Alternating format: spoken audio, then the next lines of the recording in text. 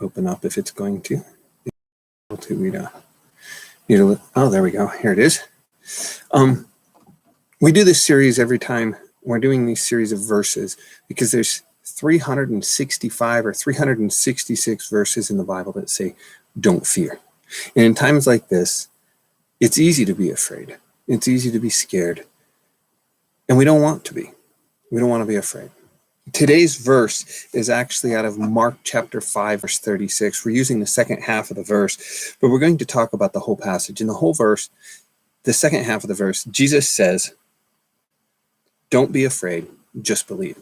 Now, the whole conversation here is that he's talking to this synagogue ruler. Synagogue would be the old Jewish equivalent of a church.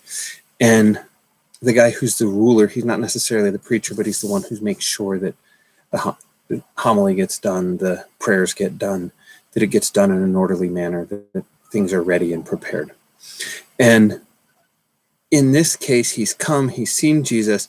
He says, Jesus, my daughter's really sick. Can you heal her? And in the midst of this, another event happens, and another one of the servants comes up to the synagogue ruler before Jesus gets there and says, I don't bother him anymore.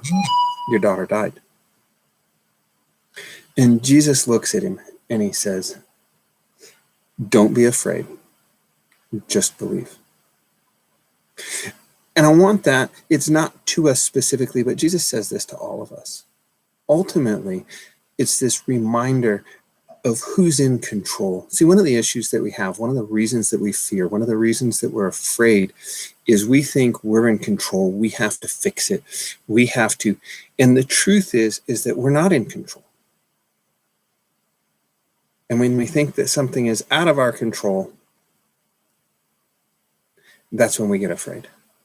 That's why if you look in 1 Peter chapter 5, verse 6, it says, humble yourself under the mighty hand of God, and he will lift you up in due time. Cast all your cares on him, or all your anxieties, which would be another word for fears, on him, because he cares for you. The reason that casting care on God is humility is it's the recognition of who's in control. It's the recognition that I don't have this, but God has this. So that's the challenge today. That's the challenge this week.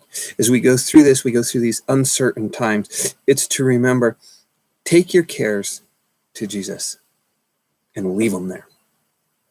Humble yourself before God. Cast all your anxiety, all your fears, all your concerns at his feet and leave them there.